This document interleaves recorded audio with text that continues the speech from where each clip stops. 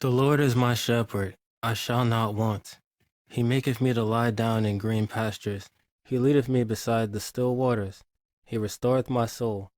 He leadeth me in the paths of righteousness for his name's sake. Yea, though I walk through the valley of the shadow of death, I will fear no evil, for thou art with me. Thy rod and thy staff, they comfort me. Thou preparest a table before me in the presence of mine enemies. Thou anointest my head with oil, my cup runneth over. Surely goodness and mercy shall follow me all the days of my life, and I will dwell in the house of the Lord forever. Amen.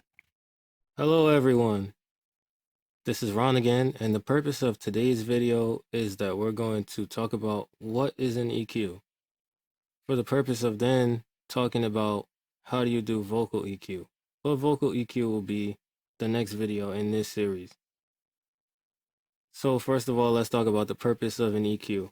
EQ stands for equalizer, and the purpose of an EQ is to equalize different frequencies, frequency ranges, or harmonics so the correct amount of each is present. What you see right here is my voice in real time. So graphically, you can be entertained somewhat, because if nothing moved, then this video wouldn't be as much fun, at least in my opinion. Let's talk about what a frequency is. A frequency is a pitch. You know, we think of them most commonly as notes on a scale: A, B, C, D, E, F, G, A sharp, B sharp, E flat, D flat, those. A frequency range is exactly what it sounds like. It is from one frequency to another. So we could say from here to here is a frequency range, for example.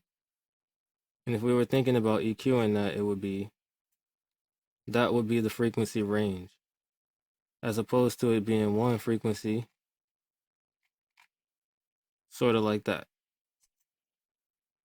Harmonics happen as a bit of complexity, because you don't just hear one pitch when somebody says something.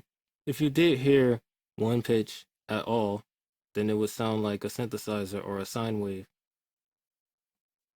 Actually, when we speak, you can see here in my voice that there are many frequencies that are taken up, and the upper ones are harmonics. There are multiples of whatever frequency we speak. So the most famous frequency is probably 440 hertz. If you played A, which is 440 hertz, then there will be, within that sound, unless it's a pure sine wave, there will be a harmonic at 880, and then at twice as much. And my voice is a visual representation. Whichever note I'm actually speaking, say if I was speaking C, that's the fundamental note, the one that is most resonant or most dominant, and it will repeat C in higher octaves, going up the frequency as far as the range of my voice can extend. So that's a bit more complex, but it's important to understand. EQ helps you to control all of those things, and you have something called timbre, which is how something feels. Like, you could think of a harsh sound like a metal guitar has one timbre versus a flute that has a very soft sound. That's a different timbre. So that's how you would understand that. The next thing to talk about is resonance. So resonance is a frequency, or it's a range of frequencies that stick out. They're like that one person who always has to be seen or has to be the center of attention at a party. It's like a ball hog on a basketball team. And there are times where those can be good because they add sort of character to music. But there are also times where that's very bad, like when you're listening to somebody speak, because microphones don't hear our voice the way we hear our voice. So we have to EQ it so when it comes out of a speaker, it sounds like what we expect ourselves to sound like. So part of that is taking out resonance. Now let's talk about the EQ itself, the interface. This EQ is called parametric rather than being a graphic one, and so is this. These both are in Nectar 3.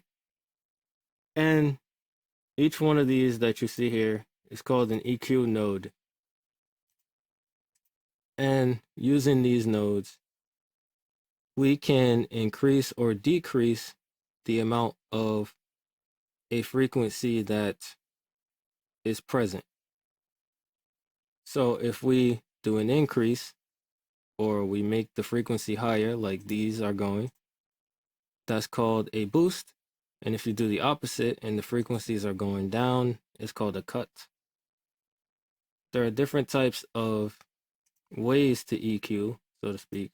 If you look at this, you have bells, and each of these is going to do a different thing. So a bell is a type of EQ node that you would use if you wanted to change the character of a sound.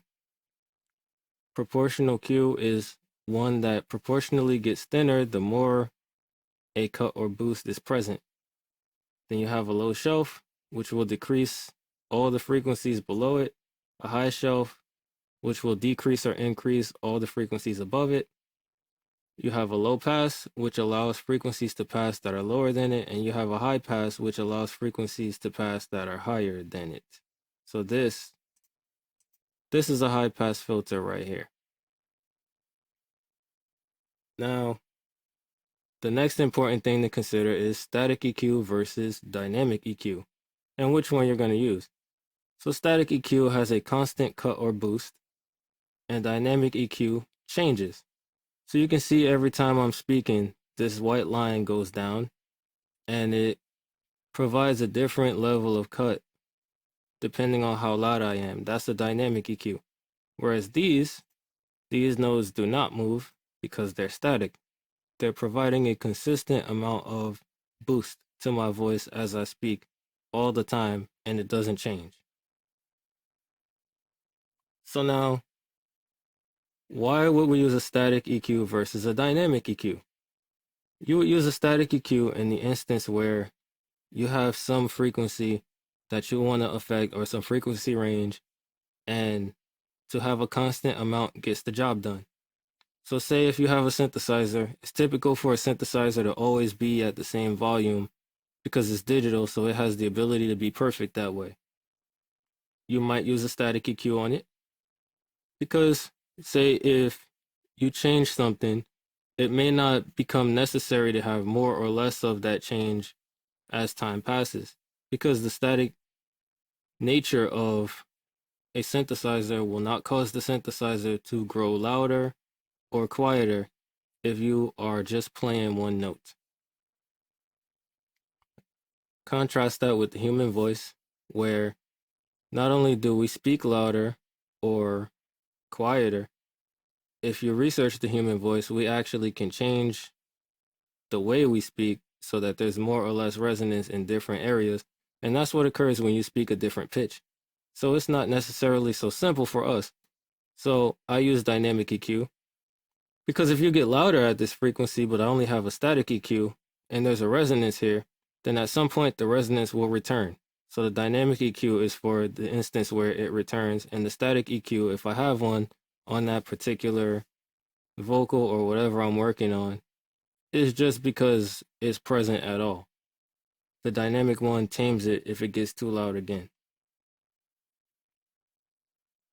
And so that wraps up this section of just explaining what EQ is. And I'm going to have this audio example because I'm going to use the same vocal that I used from the video about vocal compression. But this time, what we're going to do is just have it with the EQ. So the EQ is solo, so it's the only effect that's on, even though the other ones are lit. You know, it's the only effect that's actually going to take place when I press play. So we're going to listen to that, and then I'm going to play it again, bypassed, and you're going to see the difference that just this one EQ has made by itself.